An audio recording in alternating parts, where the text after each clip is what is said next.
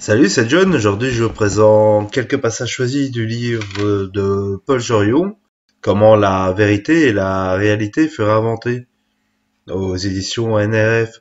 N'hésitez pas à regarder dans la description de la vidéo pour y trouver de plus amples informations ou à vous abonner. Bien à vous.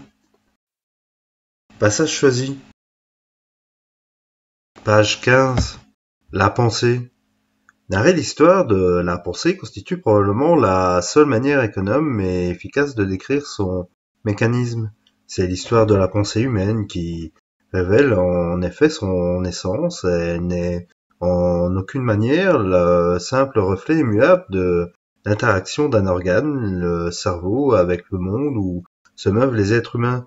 Si cette dernière proposition était valide, la pensée humaine serait en tout lieu et aurait été de tout temps ce qu'elle est pour nous aujourd'hui. Or, innombrables sont les témoignages qui montrent que tel n'est pas le cas. L'analyse des modes de pensée autres s'est imposée comme une des tâches centrales de l'anthropologie dès qu'il est apparu à la fin du XIXe siècle, que la variété des groupes humains serait plus sûrement cartographiée en dressant l'inventaire des formes culturelles et politiques plutôt qu'en analysant la morphologie des organes et des ossements. L'ethnologie s'est toujours affirmée fondée sur un postulat, celui de l'unité psychique de l'humanité.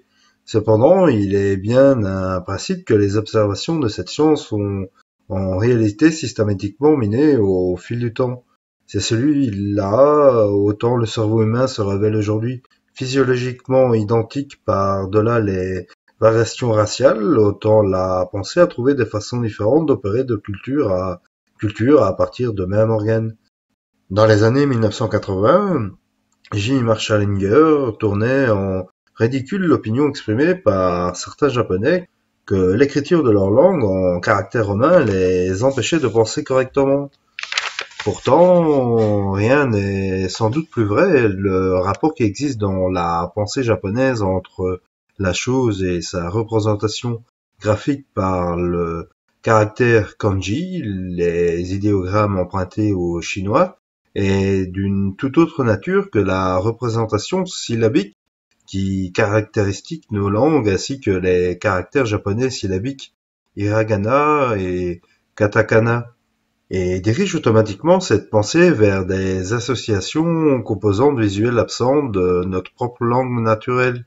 La pensée moderne occidentale est, je l'ai dit, devenue ce qu'elle est aujourd'hui et la suite d'un processus historique. Son histoire nous est connue, sa préhistoire non, et seules les manifestations culturelles de ces variations peuvent nous éclairer sur ce qu'elle a pu être, et en particulier ce qu'est à même de nous faire observer une mise en parallèle des types de pensée que nous ont légués Grecs et Chinois anciens.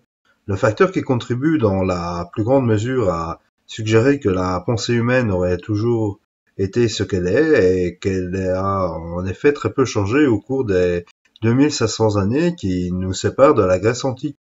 La façon dont raisonnent les Athéniens du IVe siècle avant Jésus-Christ demeurant encore dans ses grandes lignes la nôtre aujourd'hui. Oui, qui plus est, l'analyse faite par les Grecs du mécanisme de la pensée représente une part considérable de ce que nous savons d'elle aujourd'hui. Ce qui a empêché Platon et Aristote d'en proposer le portrait complet, c'est de n'avoir pu observer le progrès des sciences et des techniques au cours des 25 siècles qui nous séparent d'eux. Il est certain, en tout cas, que la Révolution n'aurait pas surpris ces deux philosophes. Les principes qui autorisent la science et la technologie étaient déjà acquis sous leur forme quasiment moderne à leur époque même. Quelques progrès dans la conception dus au scolastique étaient encore nécessaires. Surprendraient seuls, peut-être, les Platon, Gorgia, Démocrite ou Aristote, comme les scolastiques d'ailleurs, la naïveté épistémologique qui caractérise certains domaines de la science contemporaine, la cosmologie et la physique des particules élémentaires essentiellement, notre capacité à apprendre ce qui leur serait apparu comme de simples faits de langage pour d'authentiques propriétés du réel, que les mécanismes et la pensée puissent être découverts pour leur plus grande part sans l'aide de la biologie du cerveau, s'explique par la puissance analytique de ce qu'on appelle l'introspection, qui n'est autre que la capacité du penseur à observer le processus de sa propre pensée et comprendre comment l'homme pense, sans donc bien être à la portée de l'homme pensant, sans qu'il soit nécessaire pour cela de mobiliser un matériel de laboratoire sophistiqué. La philosophie nous en a en effet appris davantage jusqu'ici sur les mécanismes de la pensée que la psychologie expérimentale. L'homme disposait de la capacité à s'observer, penser des dizaines de siècles avant qu'il puisse recourir à un outillage fondé sur les conceptions de la physique moderne. Ce qui ne veut pas dire que toute théorisation générée par l'introspection se soit avérée plus juste dans ses conclusions que celles atteintes par l'observation expérimentale. La psychologie behavioraliste, par exemple, nous en a plus appris sur la pensée malgré la théorie chomskienne du langage, fondée sur un a priori philosophiquement faux, celui de la perspective cartésienne, qui attribue à la pensée en historique. La philosophie a sans doute atteint aujourd'hui les limites de ce qu'il reviendrait à l'introspection de comprendre sur la pensée humaine, et la psychologie expérimentale a épuisé en 2 siècles les potentialités de son apport à la compréhension. Le nouvel outil dont nous disposons pour explorer le mécanisme de la pensée est l'ordinateur, non parce que cette machine ressemblerait nécessairement au cerveau humain dans son architecture, anatomie ou dans son fonctionnement physiologique, mais parce que l'ordinateur possède, grâce à sa calculabilité, la capacité de simuler par l'application d'un algorithme tout processus d'engendrement de séquences symboliques dont la pensée humaine est nécessairement l'un des exemples. Du moins, si l'on écarte, comme je le fais ici, la supposition d'une composante surnaturelle dans son fonctionnement. Une alternative de la pensée, la Grèce ou la Chine. L'affirmation selon laquelle la vérité et la réalité furent inventées apparaîtra a priori scandaleuse. L'histoire de ces événements nous est cependant connue dans ses moindres détails et l'étonnement devrait en toute logique porter plutôt sur l'amnésie dont souffre notre culture sur ces sujets. La raison pour laquelle le processus de leur invention a été oublié, censuré au sens psychanalytique, est bien évidemment une vérité et réalité se sont constitués depuis lors un noyau dur de nos croyances. Une chronique des événements constitutifs de ces inventions fait jusqu'ici défaut, qui permettrait de restituer le déroulement des faits dans leur séquence historique. C'est une telle chronique que je me propose d'offrir ici, à un contexte social, à une culture spécifique. Suscitèrent ces inventions, les conditions en furent réunies en Grèce au IVe siècle avant Jésus-Christ. Nous caractérisons aujourd'hui, à la suite d'Ernest Renan, de miracle grec, cet événement culturel. Le miracle en question exige toutefois d'être mis en perspective au même titre que celui que nous pourrions avoir la naïveté d'évoquer à propos de l'apparition de notre propre personne dans le monde. Il existait en effet d'autres choix culturels que ces inventions, choix qui nous apparaîtraient en tant qu'héritiers de traditions différentes, tout aussi miraculeux. Si il ne s'agit pas ici de spéculations oiseuses, l'un de ces choix nous est heureusement également connu, et son invention à lui est très bien documentée. La Chine archaïque adopta d'autres critères dans son appréhension du monde, et dans notions telles que la vérité et la réalité lui demeurent étrangères au sein du cadre de référence qu'elle s'était offert. On serait tenté de penser que l'histoire de la vérité et de la réalité se confondent avec celle de la science et de son évolution. Ce fut effectivement à l'occasion de la genèse du monument que constitue la science contemporaine que la recherche de la vérité nécessita que soit créé, pour valider son entreprise, un mythe totalitaire qui lui servirait de cadre de référence. Ce mythe serait celui de la réalité objective. Pour que la potentialité cumulative de la culture née en Grèce antique puisse se développer, il Convenait d'abord que des conditions initiales soient rassemblées. Il fallait qu'ait déjà lieu une réflexion du type du miracle grec.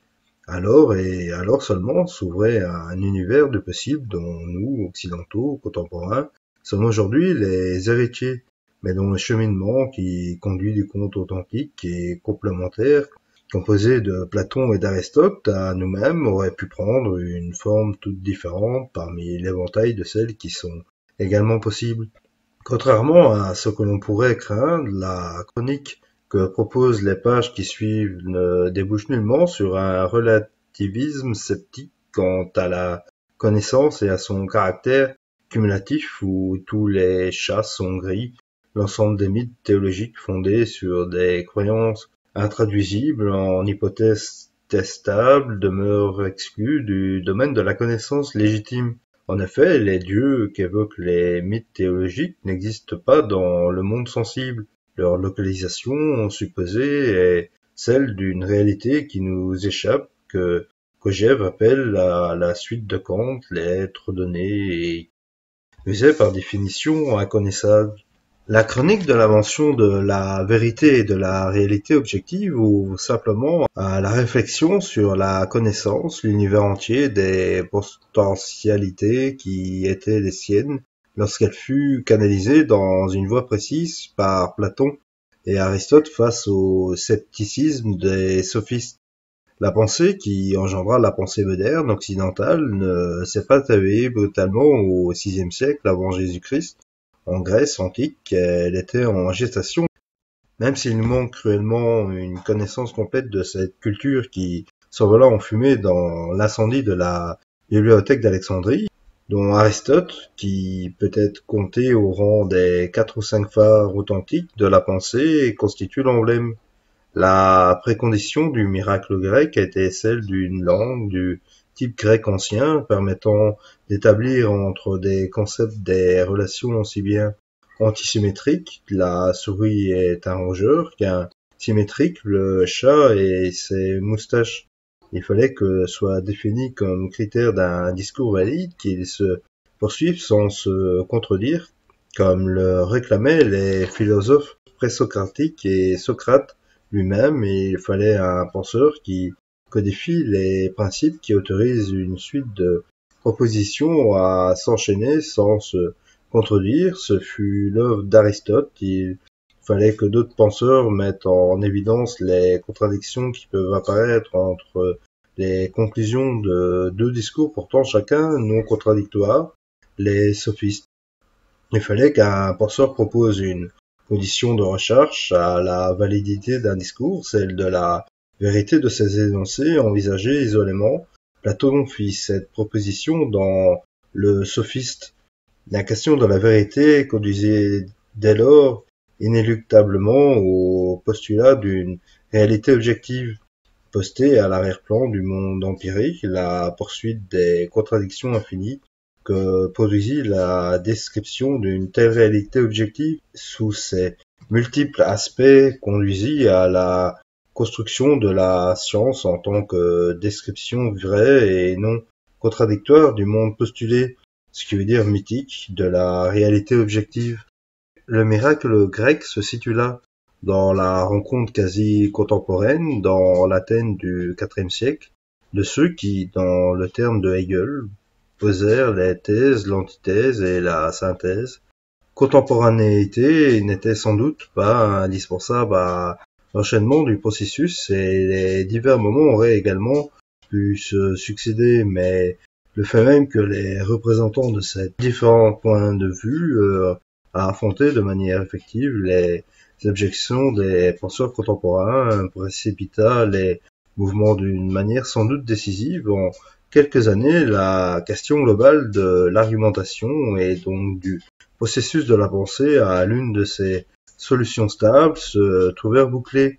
Au Moyen-Âge, la scolastique fit disparaître les rugosités restantes et il fallut que s'imposent les incohérences de la mécanique quantique au XXe siècle pour que l'édifice soit pour la première fois sérieusement ébranlé. Mais cette simultanéité et la rapidité de ce bouclage qui empêchèrent que l'on n'aperçoive aisément qu'après tout d'autres bouclages bien différents auraient également été possibles, car au moment où la scolastique reprit la question de l'argumentation et de la pensée, et ainsi que l'ensemble des réponses que les anciens y avaient apportées, elle le fit au sein de ce qu'on appelle aujourd'hui la suite de Thomas Kuhn, un paradigme, c'est-à-dire à l'intérieur d'un univers intellectuel fermé quant aux sous-questions qui mériteraient d'être posées et au type de réponse qui apparaissait valide.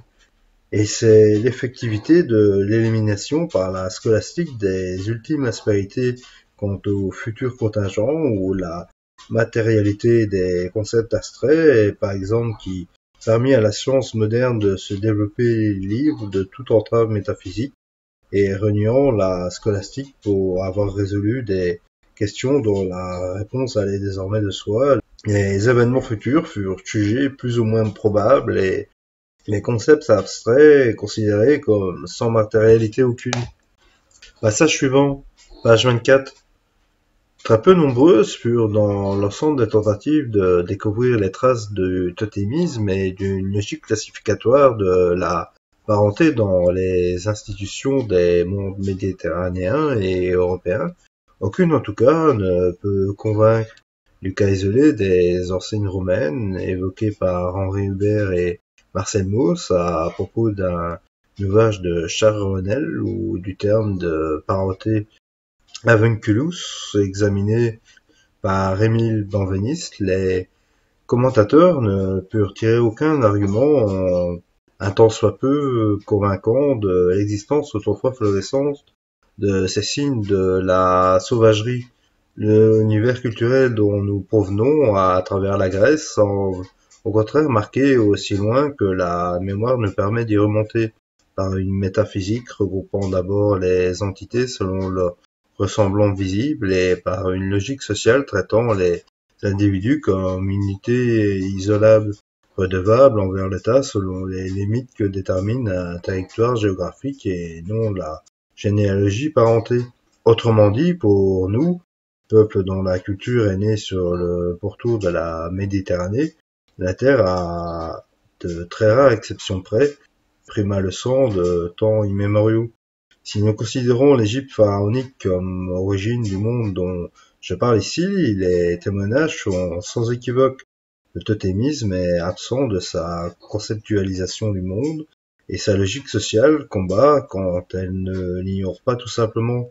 Le penchant biologique de la parenté a organisé les rapports entre les hommes, la forme la plus ancienne qui nous soit connue des terminologies de la parenté égyptienne et du type descriptif définissant un réseau centré sur le sujet parlant, distinguant les générations et mesurant doublement la distance par rapport au locuteur, d'une part selon la consanguinité et d'autre part selon l'alliance. Mieux, l'absence d'interdit dans l'alliance, attestée non seulement dans l'aristocratie, mais aussi dans les pratiques populaires, met en évidence un univers social où la parenté est proprement indifférente, comme l'a monté Georges Dubuis, la parenté entendue, comme rien de sang n'intervient chez nous que comme une préoccupation récente liée à la réglementation du célibat monastique et de la monogamie commune. Quoi de plus simple, en effet, pour l'organisation d'une masse d'hommes qu'un dictat du genre, tous ceux qui se trouvent entre telle rivière et telle montagne sont soumis à tel règlement et sont redevables de tel impôt. Quel pouvoir structurant n'observe-t-on pas dans un tel cas de figure par rapport à une logique de la parenté qui s'effiloche au loin par la migration et fragilise les États par des clivages toujours possibles en suivant les pointillés que les groupes de parenté inscrivent sur le corps social. Quel pouvoir structurant que celui d'un droit dont le premier souci n'est pas de prendre à revers une logique de la parenté dont la réalité se trouve ancrée dans la métaphysique dont elle précède, ce qui apparaît en fait aujourd'hui au-delà de tout doute possible est que la pendue sauvagerie ne fut nullement un stade de l'histoire humaine et un complexe d'options culturelles autonomes, la pensée ontologique récente a historiquement confondu la primitivité dont les Grecs semblent chercher dans une mise entre parenthèses expéditive de l'Égypte et de Babylone, et la pensée ou autre dont la civilisation extrême orientale représente pour nous le prototype. Ce à quoi nous confrontent les mondes méditerranéens et européens, ce n'est donc nullement une civilisation qui aurait pu sauter par quelques prodiges au stade nécessaire de l'évolution humaine, mais un ensemble de cultures ayant opéré il y a très longtemps un choix métaphysique et social distinct de celui qui firent ceux que nous avons reconnus d'abord comme sauvages, ensuite comme primitifs, lorsque le couple d'opposés, sauvage et barbare, s'effaça de nos mémoires, à savoir les civilisations du pouvoir de l'océan Pacifique essentiellement. Une question n'en demeure pas moins posée, celle de la nature cumulative, telle que peut être mesurée par la prolongation de la vie individuelle du complexe démocratique science appliquée science que l'on désigne classiquement sous l'étiquette de miracle grec. Qu'il soit donc clair, à travers cette expression, j'entends l'avènement d'une culture qui trouve ses racines dans un univers plus vaste que la Grèce et qui est antérieure au IVe siècle avant Jésus-Christ, prenant son origine dans l'Égypte du IVe siècle millénaire et couvrant un univers qui s'étend de Bengale à la Nubie et englobe au passage la vallée du Danube. Je n'évoquerai la démocratie que brièvement, laissant cette question à ses spécialistes et réservant le cœur de mon analyse à ce qui peut relever authentiquement d'une réflexion sur les modes de pensée. Prenons un peu de recul et constatons un fait remarquable au cours d'une période de quelques millénaires seulement, une espèce animale de la planète Terre est parvenue par sa propre industrie à un progrès auquel on peut assigner comme mesure indiscutable l'allongement considérable de la durée de vie de ses membres. Les moyens qui ont permis ce progrès sont essentiellement la réduction de la violence des membres de cette espèce entre eux, qu'il s'agisse de conflits entre groupes ou en leur sein propre, ainsi qu'un développement technologique cumulatif dans les méthodes de lutte contre la maladie et dans la traumatologie, développement soutenu conjointement et motivé par un discours théorique sur ces techniques, soit et dans l'ordre la démocratie, la science appliquée et la science.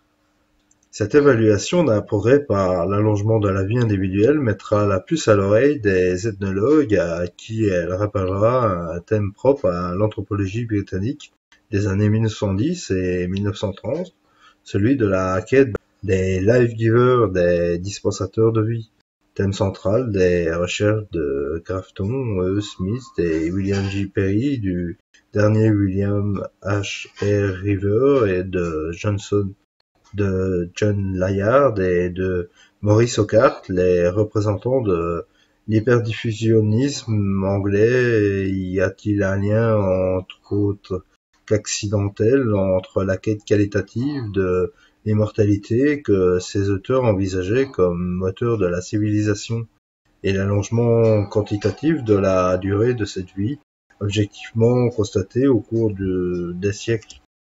Dans un court texte intitulé L'Empereur Julien et son art d'écrire, Kojève rappelait l'explication apportée par le souverain à la question qu'est-ce qui peut conduire un homme raisonnable tel Alexandre à cautionner les discours auto-contradictoires que sont les mythes théologiques. Les hommes croient à la vérité des mythes théologiques parce que ceux-ci leur permettent de escompter une gloire éternelle, voire une survie et par la reconnaissance de la part d'être immortels ou divins. En bref, les hommes croient aux dieux parce qu'ils veulent être eux-mêmes immortels.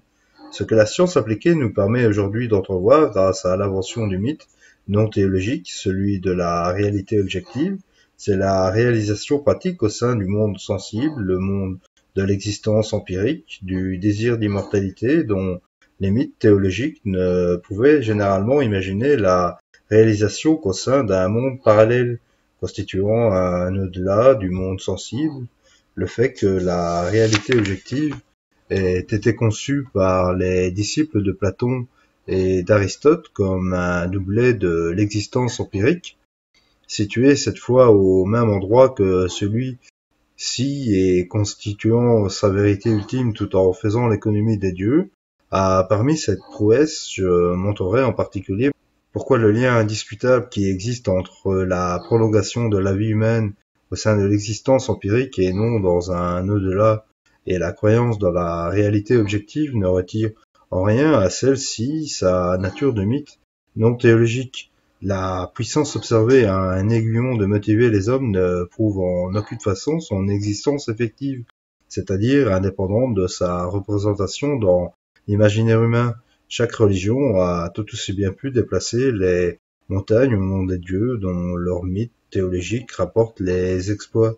La localisation géographique des aires où ces développements cumulatifs eurent lieu exige une explication pourquoi la vérité a-t-elle été inventée en Grèce au IVe siècle avant Jésus-Christ.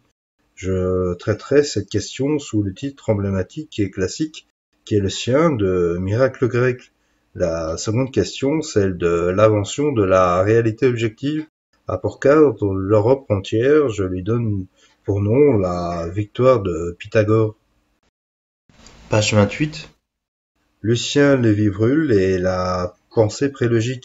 Notre enquête débute donc par la pensée sauvage au sens que je viens d'attribuer à ce terme, l'opposé radical à celle qui émergea du miracle grec.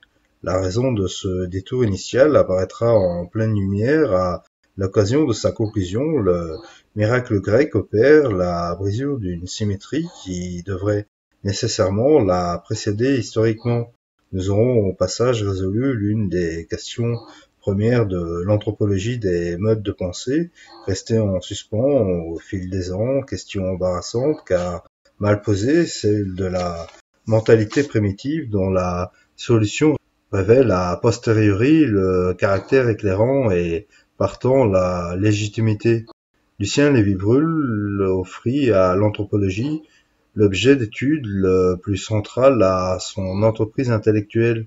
L'anthropologie des modes de pensée, que l'anthropologie n'ait pas tiré pleinement parti de cette occasion qui lui était offerte, s'explique par de multiples raisons liées à ce que les Allemands appellent les intérêts de la discipline, c'est-à-dire les enjeux qu'elle doit à son enracinement social, du parti pris de l'unité psychique de l'homme, si convenable quand il fallut apporter des arguments intellectuels à la tâche, effectivement louable de la décolonisation à la justification a posteriori de l'observation participante comme méthode princeps de l'ethnologie, les facteurs s'opposant à un examen objectif et émotionnellement neutre de la diversité des modes de pensée conduisit rapidement l'ethnologie à se placer en orbite plus ou moins excentrique autour de ce qui aurait dû être sa question focale. Examinons tout d'abord ces facteurs de résistance. Il est certain, par exemple, que l'hypothèse de la discontinuité entre modes de pensée apparut peu charitable aux ethnologues dans un contexte où il leur revenait de défendre la dignité des peuples colonisés contre une opinion confite dans le préjugé et convaincue du caractère avéré de l'infériorité biologique des représentants des sociétés primitives. Il leur semblait que leur soutien de la thèse d'une coupure radicale entre les modes de pensée pouvait contribuer à affaiblir une autre thèse, celle du caractère à la fois souhaitable et inéluctable de la décolonisation, cause qui leur tenait à cœur à titre personnel et qui correspondait à l'engagement philanthropique de la discipline tout entière. Dans cette optique, et même si elle constituait la source inépuisable de tous les paternalismes, la thèse de l'homogénéité de la pensée permettait d'envisager une évolution positive des peuples arrayée par l'élimination progressive de l'erreur de leur façon de raisonner. Le deuxième facteur qui encourageait les anthropologues à supposer l'existence d'un continuum entre les mentalités était d'ordre plus pragmatique. La pratique même de l'ethnologie du terrain signifiait qu'un certain dialogue était possible de facto entre observateurs et observés, comme il était peu plausible que la communication constatée reposait entièrement sur la malentendu. Il était au moins vraisemblable de supposer que les mécompréhensions éventuelles étaient d'ordre quantitatif, une question de degré et non d'ordre qualitatif, le fruit d'une coupure radicale. Le troisième facteur qui intervient était d'ordre plus circonstanciel. La question de la mentalité primitive s'était posée essentiellement à propos de l'aborigène et les auteurs avaient été nombreux pour insister sur le fait que seule la pensée de celui qui constituait une contreposition radicale à la nôtre, or dans les années 1910 et 1920, en raison des accidents des politiques coloniales, le champ d'exercice de l'anthropologie se déplaça massivement vers l'Afrique, et l'on vit alors, dans un immense malentendu, un nombre considérable d'ethnologues réfuter la thèse de la mentalité primitive à partir d'exemples africains pour lesquels elle n'avait nullement été conçue au départ. Or, quelles que soient les préventions ou les aveuglements plus excusables, la question de la diversité ou non des modes de pensée constituait en droit les prolégomènes à toute ethnologie théorique. Autrement dit, l'ethnologie n'aurait pas dû entériner sans plus la constatation pragmatique d'un commerce effectif entre membres de nos cultures et membres de cultures autres. Elle aurait dû envisager la nature éventuellement purement phénoménale de ce commerce, c'est-à-dire prendre en considération l'existence éventuelle d'un malentendu essentiel à cette occasion. Jamais l'observateur participant n'aurait dû être considéré justifié a priori par l'apparence d'une compréhension empathique. C'est le refoulé généré par cette méconnaissance qui fait aujourd'hui retour dans l'accusation mortifère posée par l'anthropologie hermétique que le protocole de terrain se soit toujours confondu avec la fiction romanesque, que l'ethnologue soit devenu là où était l'explorateur. Bien entendu, l'ethnologie ne fut pas seulement parmi les sciences sociales à se lancer tête baissée sur un objet d'étude spontané, sans s'être interrogé d'abord sur la nature éventuelle et illusoire de la compréhension empathique immédiate qu'elle en avait. À la rigueur aseptique de l'université médiévale succéda la générosité brouillonne de l'esprit des Lumières, à la prudence, l'enthousiasme, à la méfiance envers les termes, la confiance en borne dans la réalité objective, et la méconnaissance éclata en bouquet dans les termes de Hegel jadis, et aujourd'hui encore on entendait parler à satiété d'Aristote des subtilités scolastiques. Par ces mots on se croit en droit de s'épargner l'abstraction, et à la place du concept on s'estime fondé et on appelait à la vue à Louis à donner assez libre cours à ce qui est appelé le bon sens. Et dans la science, une vue pointilleuse s'est substituée à une pensée pointilleuse. Un coléoptère des espèces d'oiseaux sont distingués d'aussi pointilleuse façon que jadis des concepts et des pensées. Il n'est pas surprenant dans ces conditions que, loin d'être le centre de la réflexion théorique et de l'ethnologie, l'anthropologie des modes de pensée en constitue la marge, réalimentée à intervalles réguliers par l'interrogation non des ethnologues eux-mêmes, mais des philosophes non illustrant l'aiguillonnage efficace qu'opèrent ceux-ci, Lévi-Breul sur le mode sérieux et Vullier au Queen sur le mode de la farce offensante. Je reviendrai sur la gestion de ces derniers après avoir résolu la question, ce qui m'évitera de devoir prendre certaines de ces affirmations trop au sérieux.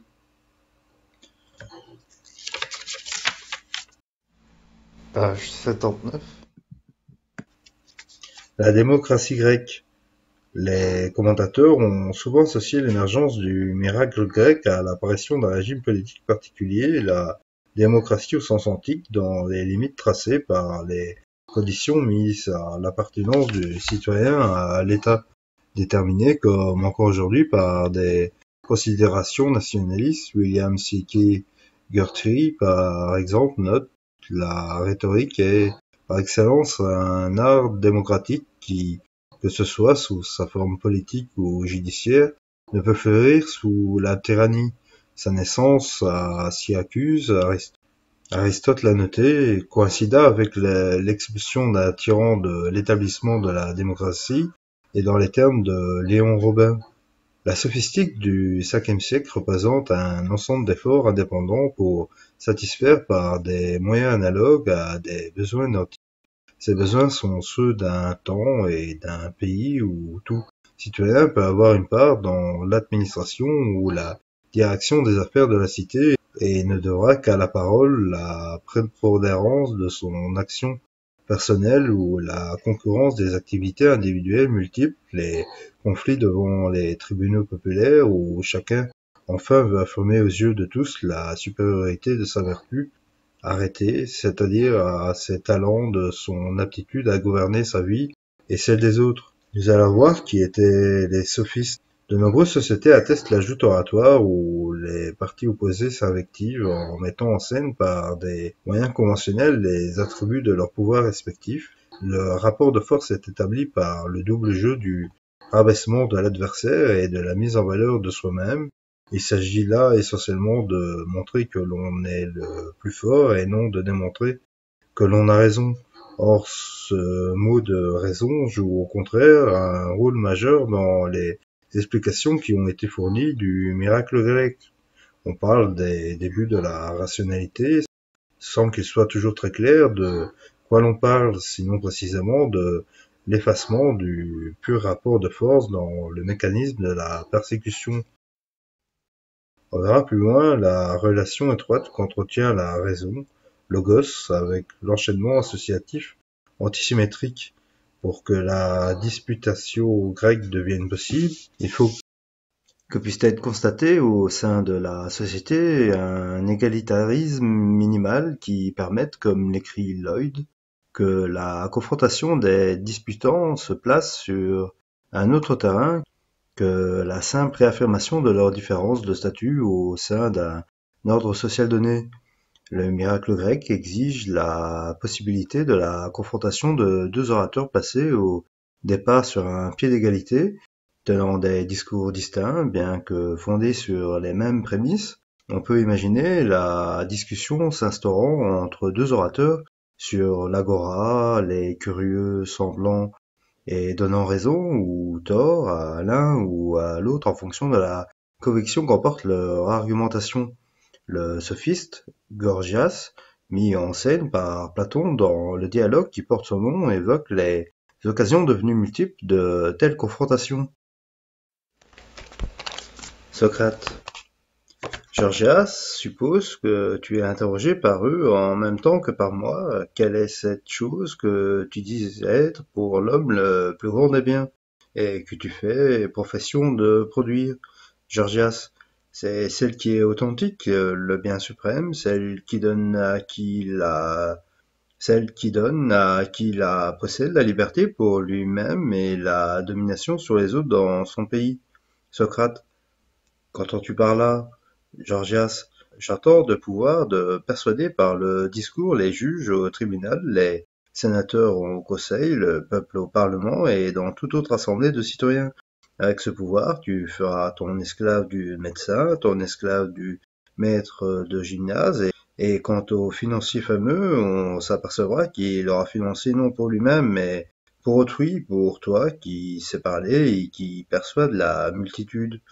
Et dans les termes de Lloyd, 3 petits points, nous disposons de témoignages qui éclairent le contexte et les occasions au cours desquelles, en Grèce, d'authentiques débats, et non des échanges purement littéraires, se tenaient lors d'importantes réunions. Nous savons que cela se passait, par exemple, à Olympie et lors d'autres grands jeux para-athlétiques. Nous disposons également de témoignages directs touchant au rôle joué par l'auditoire, rôle souvent actif, tout spécialement lorsque les spectateurs étaient responsables du choix du vainqueur. De plus, nous savons qu'existaient ceux généralement appelés sophistes, qui s'étaient spécialisés dans de tels débats et dans leur représentation sous forme de joutes à grand spectacle sur des sujets qui couvraient également ce que nous appellerions les sciences naturelles, voire même sur ce qui permet de qualifier une investigation de rationnelle. Il est convenu de voir dans le contexte nouvellement apparu la condition de ces affrontements, et il est vrai que l'un ne va pas sans l'autre, mais il ne peut être possible d'inverser l'ordre logique qui fait découler l'un de l'autre, Est-ce qu'il fait reculer la tyrannie et apparaître la démocratie? Platon lui-même en conçut-il pas le projet de convaincre Denis, le tyran de Syracuse, d'adopter une constitution politique sous l'influence bienfaisante de la philosophie?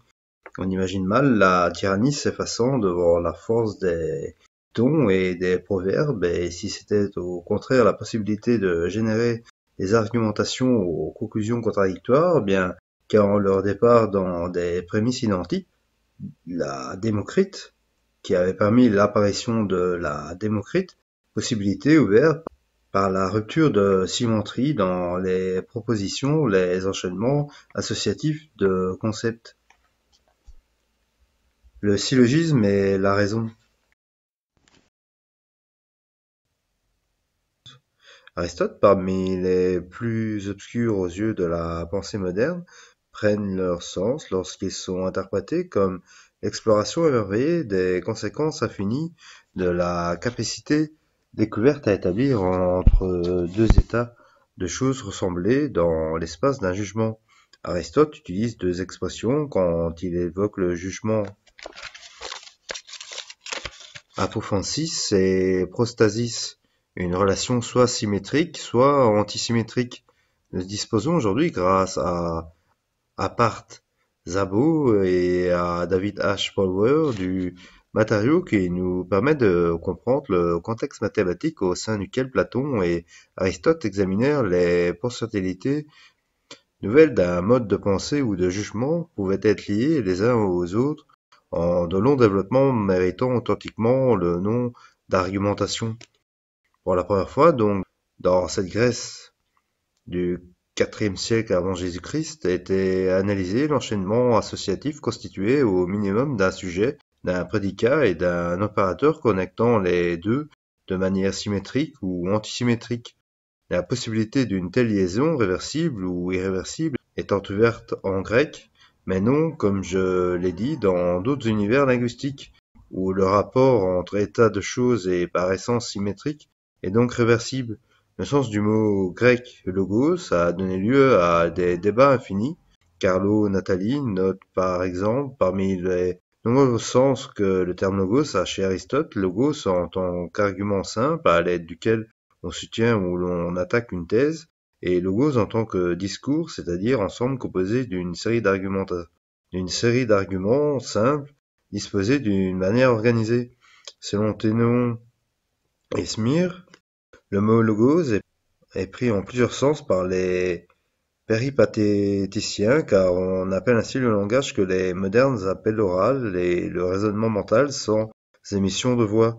On appelle encore ainsi le rapport de proportion, et c'est en ce sens qu'on dit qu'il y a rapport de telle chose à telle autre. L'explication des éléments de l'univers, le compte des choses qui honorent et qui sont honorées, et c'est dans cette acceptation que nous disons tenir compte de quelque chose ou ne pas en tenir compte.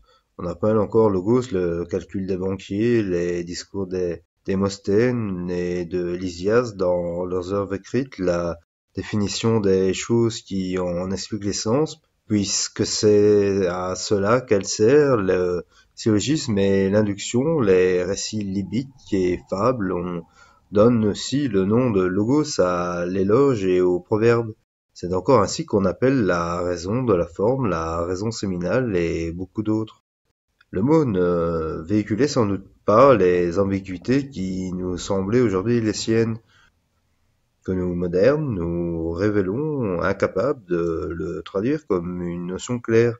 Le grec contemporain d'Aristote désigne principalement du terme de logos le jugement, enchaînement associatif constitué au minimum d'un sujet, d'un prédicat et d'un opérateur connectant les deux de manière symétrique ou antisymétrique.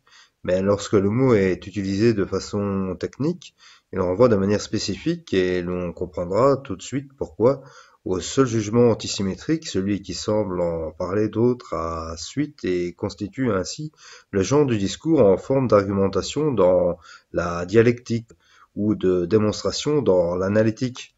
À cette époque, je le rappelle, les distinctions entre les approches formelles des divers domaines de savoir n'existaient pas. La notion de proportion anagolia, par exemple, trouve à s'appliquer non seulement en mathématiques, mais aussi en musique, à la pratique du raisonnement chez de nombreux philosophes et par Aristote et d'autres domaines disparates comme la justice ou la formation des prix, tous deux dans l'éthique nicomaque. Il faut concevoir d'abord l'arithmétique contemporaine d'Aristote comme bâtie à partir de matériaux que lui procure la géométrie comme physique intuitive.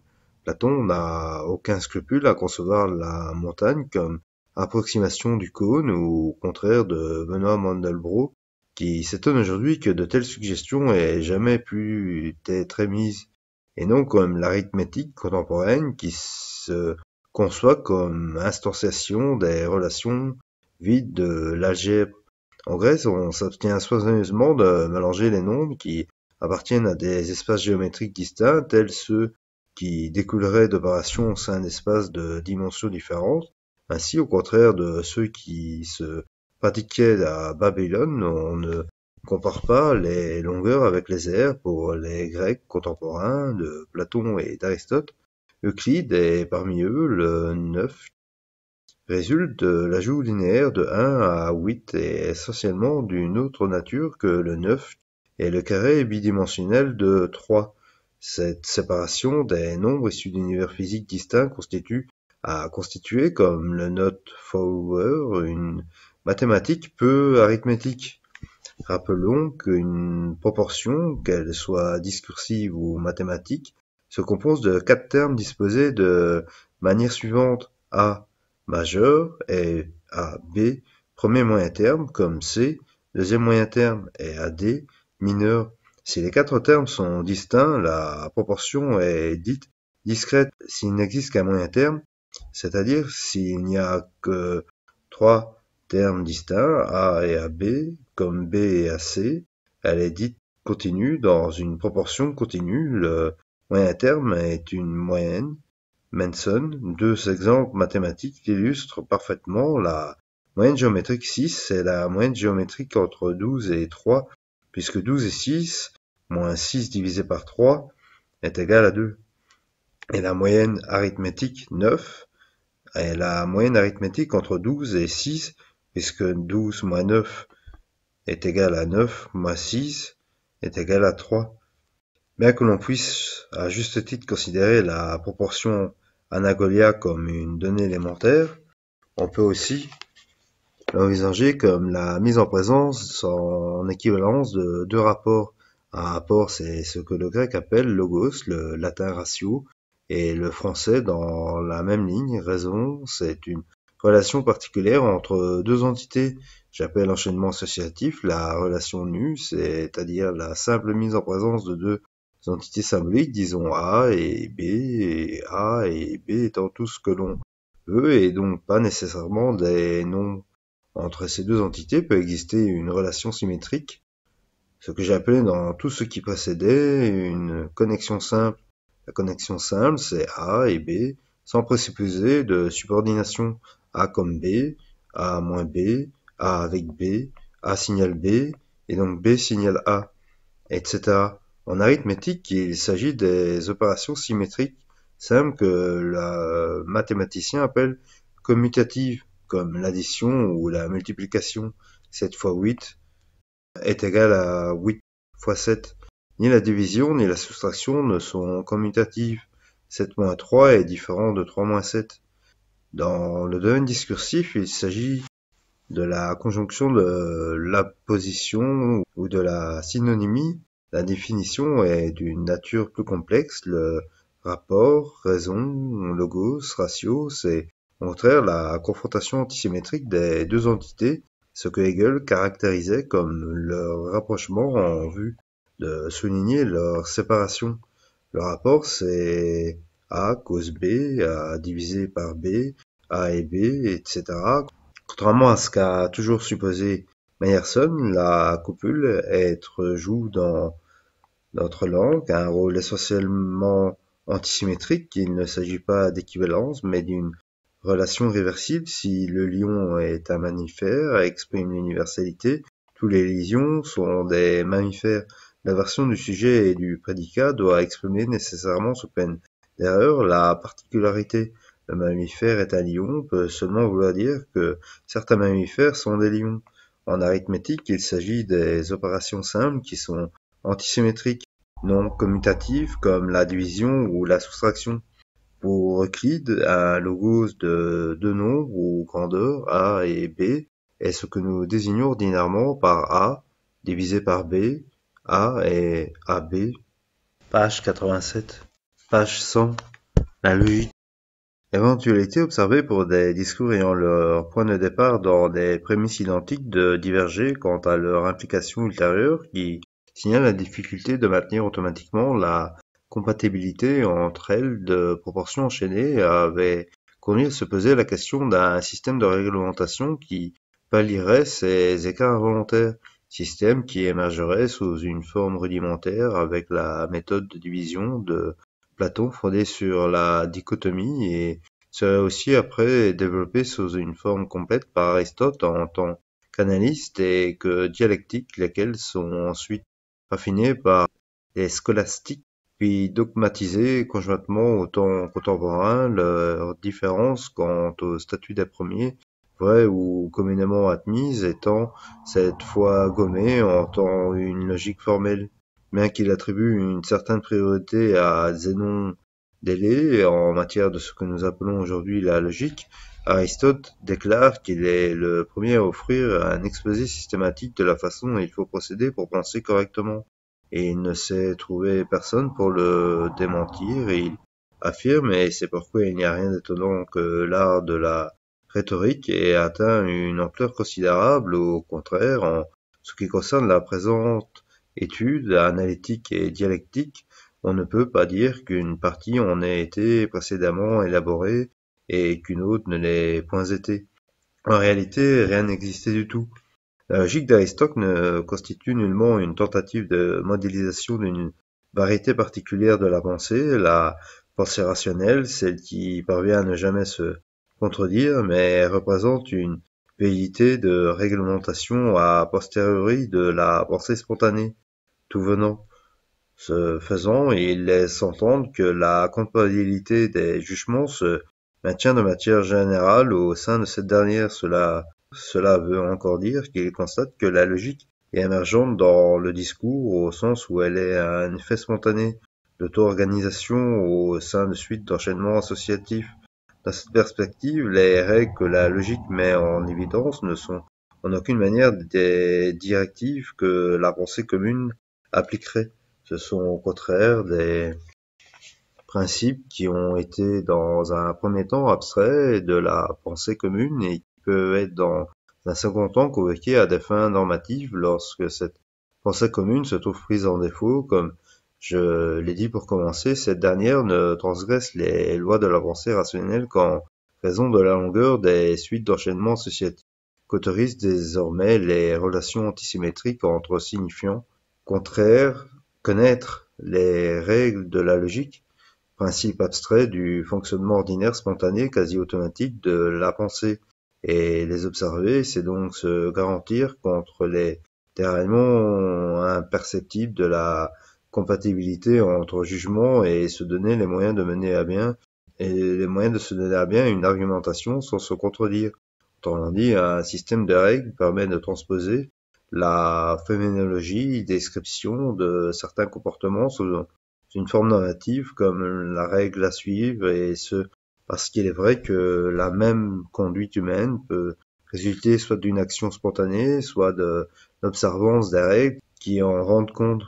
Si l'on distingue deux types d'activités mentales distincts que l'on caractérisera par leur manifestation prototypique extrême, l'association libre et le calcul, l'association libre caractériserait le fonctionnement du cerveau en roue libre et le calcul en fonctionnement dirigé.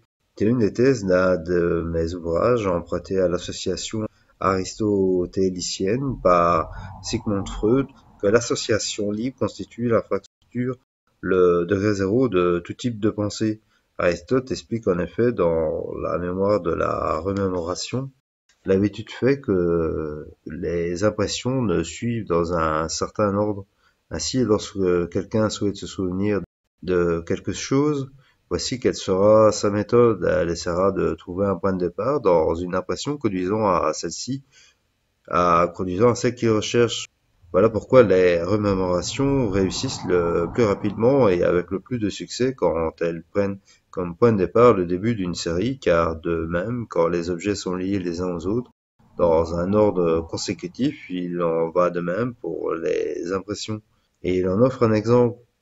Entre crochets, certains passent rapidement d'un lieu à un autre, ainsi du lait au blanc, du blanc à l'air, de l'air à l'humidité, à partir de quoi ils se rappellent de l'automne, si telle est la saison dont ils s'efforcent de se souvenir. Au pôle opposé existe le calcul, l'enchaînement délibéré et contrôlé par la conscience des états d'un algorithme appris et développé de manière systématique. Ici, un espace de représentation contraint est d'abord imaginé, ensuite des instances y sont mises en scène, puis celles-ci sont manipulées selon les enchaînements imposés par l'algorithme conscient. Les rapports entre l'association libre et la logique nous est historiquement connu, nous savons parfaitement comment la logique a été construite, encore de savoir à partir d'observations faites par Aristote sur l'association libre. Le philosophe part du principe général que nous raisonnons en gros correctement, que nous nous trompons pas dans la manière d'enchaîner les arguments, mais qu'il existe des moments où, de manière subtile, nous quittons les rails de la pensée correcte, et qu'il est donc important d'énoncer les règles qui, si on les suit à la lettre, permettent d'éviter tout déraillement. On va faire confiance à l'association libre, mais si l'on veut être absolument sûr de ne pas se tromper, il vaut mieux se tourner vers l'algorithme, vers le calcul. Envisagé de ce point de vue, la logique révèle donc d'une démarche parfaitement parallèle à celle de la mnémotechnique, de la même manière que l'on se souvient normalement au moment de le prononcer du discours que l'on avait préparé, on évite aussi normalement de se contredire.